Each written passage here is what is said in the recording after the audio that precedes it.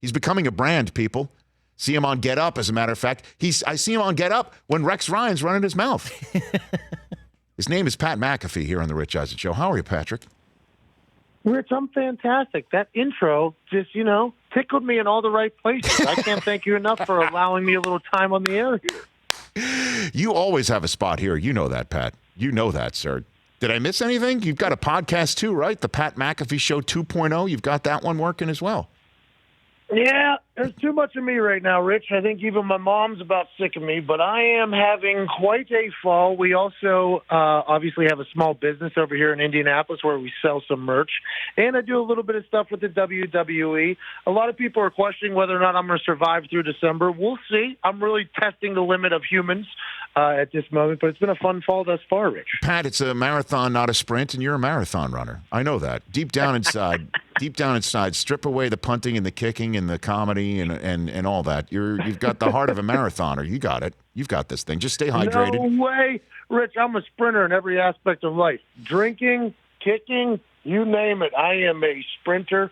But let's hope the marathon thing really adapts to me now that I'm 32 and getting older. I mean, I hope it happens. I've told you this, Pat. I've told you this off air. I'll say it here again on the air. You just keep being you. And you're going to be just fine. And here's a perfect example, because this is you. This was a total you when Rex Ryan went down the path on the Cleveland Browns on Get Up the other day, and your reaction was what we call priceless. I have Odell Beckham, Jarvis Landry, Nick Chubb, and this Baker Mayfield. Yeah, I know he's overrated as hell, but I'm like this. Here's the other. What's in this team though is you have no tackles.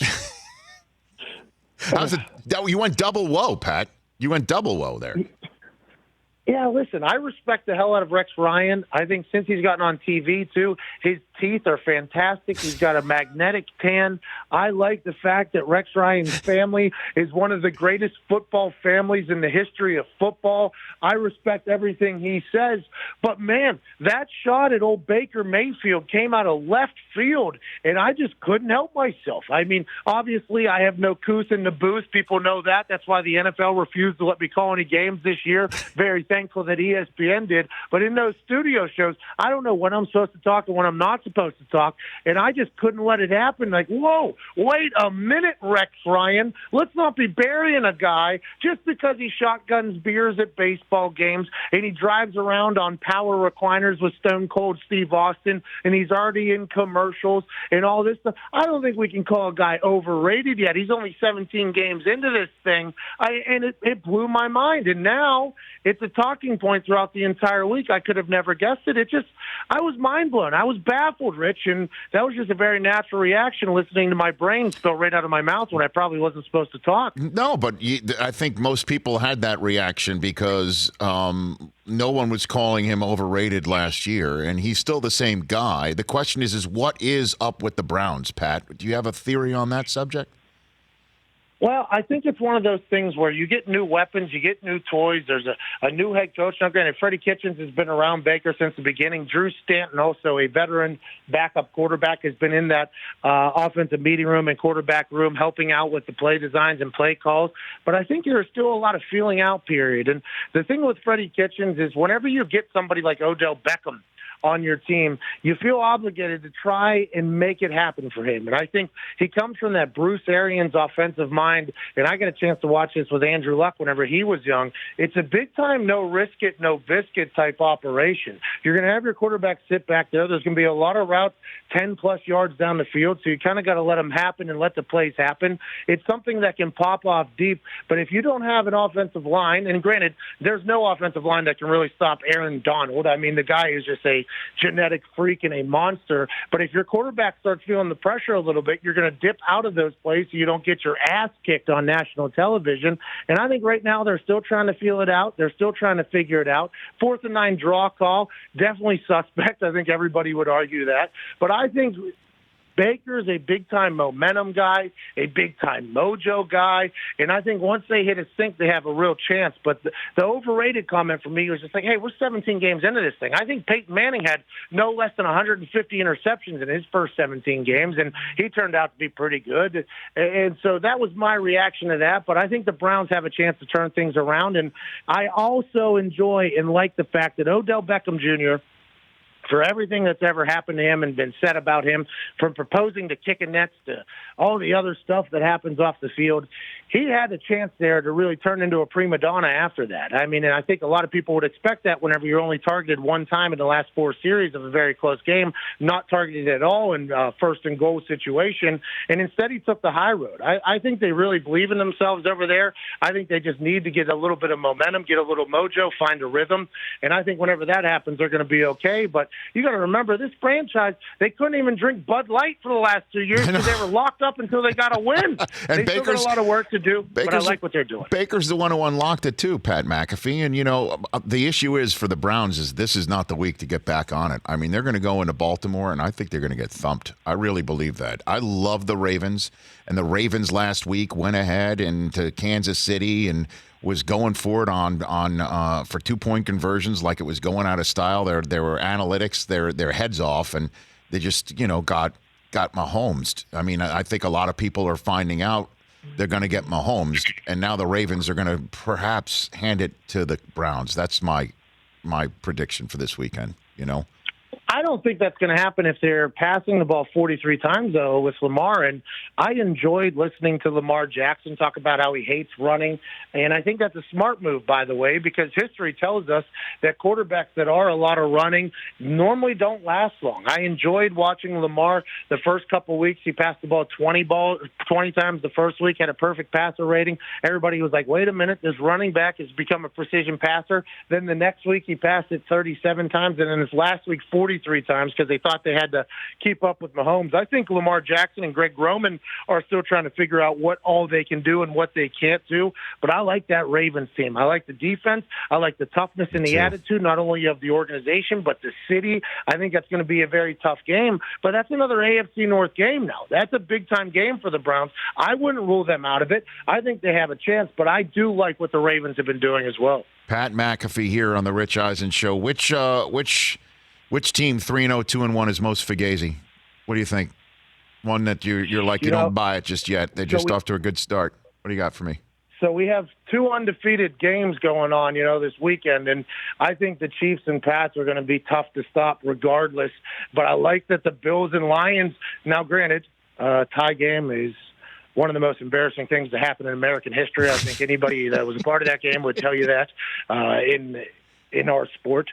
But I think I asked the question on my show, which team is more likely to get the home upset that are both home dogs? The Buffalo Bills or the Detroit Lions? What do you got for me, Pat? And I believe, and even more so now after last night, Tom Brady liked a video from the NFL Network saying that the Bills are going to get the upset by the Patriots. So Tom Brady thrives off of that type of stuff. If somebody says something bad about him, he's going to target them. Tom Brady is just this guy who forever has been building this legacy. Now it's like he's on a victory lap, and it seems like it's never going to end. Somehow they lose Gronk. Tom turned 60, and they've gotten even better. Their defense is unstoppable. So I don't think the Bills have any shot against the Patriots. That's actually one of my locks is the Patriots -7.5. But I think the Lions can keep it close with the Chiefs strictly because I like what Matt Patricia has built in the culture that has been being built inside of the Lions locker room. Last year, there was a lot of conversation. Matt Patricia has lost the locker room. Matt Patricia can't rally the troops. Matt Patricia, broke his ankle, tore his Achilles, whatever the hell it was, got on the quad this offseason. Now he's rolling around on a little scooter thingy, and that team seems to be believing up there. Yeah. Matty Stafford's been protected. I think they have a chance to keep it close. But for me, I think the Buffalo Bills are the team that I love watching their fans perform before games. I like watching them have a little bit of success. I like the thought of dildos getting tossed on the field. But for me, I think the Buffalo Bills are about to turn into a little bit of a downfall, and it's going to start with Tom Brady and handsome Julian Edelman, I think. Pat McAfee giving us his picks, including all the intangibles here on the Rich Eisen Show.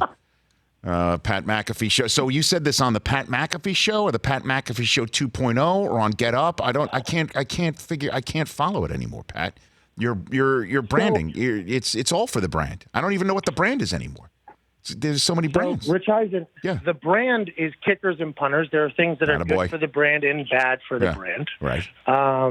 My particular brand, now that I have all these different avenues of content, the live show is much different than the podcast. Podcast, a lot longer conversation, something that you're incredible at, something that I try to bring out the best in my guests. And the live shows, a lot of polls, a lot of picks, a lot of hot takes. And then when I get on Get Up, I just try to put makeup on, be on the mothership, not swear, let it loose, and say some things that will hopefully drive some conversation. So they're different avenues. They're different. They're meant for different things, but they are all kind of just blending together at this point. Yeah, you got to be careful on when to work blue, when you're not. Just don't forget where you're on. You know what I mean? Like, because you're working blue on your pod, but definitely not on Westwood One, right?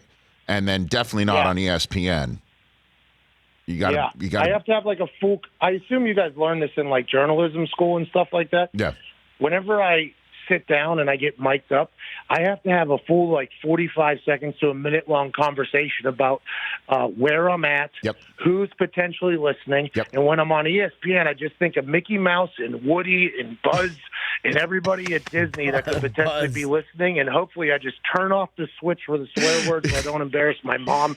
And then whenever I get on the podcast, it's like, all right, let all of them out. Get it all out now, because every other time you're on a mic, there's a potential FCC fine ready to take down your entire company. Well, I'm glad to hear that you have that ability to go on one case to infinity and beyond and then understand where you are otherwise, Pat, because I have worked with many folks before, many former athletes turned broadcasters like yourself, who can't put two words together on ESPN. I remember at ESPN, I don't want to call his name out right now, but his former NBA player who in the meetings was great, just lit up with all sorts of information and energy, but was cursing his head off the entire time. When he had to remove the curse words from his commentary, couldn't put two words together.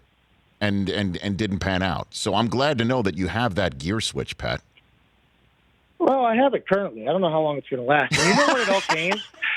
It all came whenever I had a serious show back when I was on Barstool with Barstool. And I was able to just do whatever I wanted on Sirius. There's no rules. But the WWE, they asked me if I wanted to come do some stuff with them, and they've become a super PG operation. Like, I don't even think you can say ass there. So for the 2 weeks leading up to the WWE show, I said, all right, I'm going to have a swear jar. For every single time I swear, I'm going to put $100 in there for every time I swear for the next 2 weeks. And we ended up donating it to this kid named Jason Wheatley, who was muscular dystrophy. He suffers from that. He's bedridden, basically. We wanted to upgrade his room, so we put the swear jar together. 2 weeks, it ended up being $13,000, Rich. All for a good cause, Pat. I wasn't 100% sure whether or not I had it. All for a good cause, man. You just got to be careful. You can say that A word, you just can't have a preposition before it. That's all. That's and you used the word. What word did you use last night during your broadcast? You even tweeted it out, Pat. Like incredulous, or what word did you drop during the broadcast last night? There was like at least 3 or 4 syllables. I was very impressed by that. Rich, thank you. You're very welcome. I went to West Virginia University. I didn't graduate, but I was there. And I knew yesterday with the triple option that Navy runs, we were going to hammer home that the quarterback has to make decisions quickly, right? So I knew I was going to have to say it. People don't love my voice, but they especially don't love my voice if I'm saying the same thing over and over again. Right. So I asked my smart friends that I have, I'm like, hey, I need other words for quickly. And the first one they sent over was impetuous. That's the one. Impetuous. Yes. And I got it in there early, to be honest, and I was pretty excited about it. But I've never been more nervous to deliver something, because those Navy folks that were watching that game, really smart group of humans. I was just trying to keep up with them, but it made me feel good. I'm going to be honest. My mom was proud. It was a big moment for our family to get that word out there. I know. You were a little bit too impetuous in dropping the word, Pat. See what I went right there? See? I'm just trying to go next level. That's all I'm trying to do, brother. Well, did you hear? I said that and nobody said anything. I had to compliment myself on utilizing a word. using your social media platforms that just blow up. At Pat McAfee Show on Twitter and Instagram. You can follow Pat's show on Twitter at Pat McAfee on DAZN, DAZN. You got to spell that out since it's, how many people say, man, I love you on DAZN? Did they say that to you, Pat? Did they say that to you? Yeah. No? I think we got a little bit of a PR problem currently. A lot of people say DAZN. A lot of people say DAZN. But it is DAZN. And whenever I'm in DAZN and I'm speaking big old words, DAZN can only grow from that. But, yeah, I think right now a big part of this is awareness on how the hell to pronounce the global #1 app. DAZN, which I'm very lucky to be a part of. Okay, before I let you go, Chris Brockman, you just came up with a parting question for Pat McAfee before he goes. This is a good one. I like it. Go for it, Chris. Yeah, Pat, it was announced yesterday. J-Lo and Shakira, halftime act of the Super Bowl. Any initial thoughts there? Your thoughts? Listen, don't be fooled by the rocks that I got.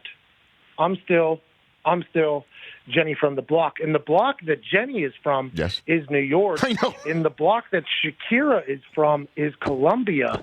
And Adam Schefter tweeted that since it's a Super Bowl in Miami, we add a little Miami flavor. Yes. I thought he was going to get ruined for that by, the mob on the internet. I thought he was going to get it. But I absolutely love the thought of J-Lo and Shakira. Their hips don't lie. They're incredibly talented. And if Mr. 305 Pitbull doesn't make an appearance, I will boycott the second half of the Super Bowl. But I am pumped up about it. I always enjoy those Super Bowl halftime performances because half the people are going to hate it. Half the people are going to love it, and I'm just there to sit back and watch the internet explode, regardless of what happens. Yeah, I know the block from which both these wonderfully talented performers are from. Not Miami, but that's fine. That's fine. We're good, and as long as they just put on a good show. And you're right, that would be a major upset if Pitbull does not appear. Major upset, huge. I would agree. Well, he's Mr. Worldwide, too. I mean, Super Bowl is a worldwide operation. No doubt. You don't bring Mr. Worldwide in his hometown. What are you doing? Maybe we get Ricky Ross in there, too. Trick Daddy. I mean, if we're going to go through the entire thing, what's his name, Mark Paul or whatever, the guy that used to be married to J-Lo? I mean, let's just get it all out there. Let's make sure that Miami is being broadcasted well, and let's go ahead and put on a hell of a show for the Super Bowl halftime. I agree. If we're going to just get Gloria Estefan and the Miami Sound Machine, let's just go. Let's go. Let's get Don John. I'm just going way back. I hit the way back button on you, Pat. Miami Sound Machine. Yeah, don't worry. Well, the game is not just for young folks. I mean, have no idea. The elderly listening. You have no idea how the rhythm's going to get you, Pat. Just keep on out there. I'm gonna stop making these references because they're totally going over your head. But in the meantime, I'm greatly appreciative of you being on this program.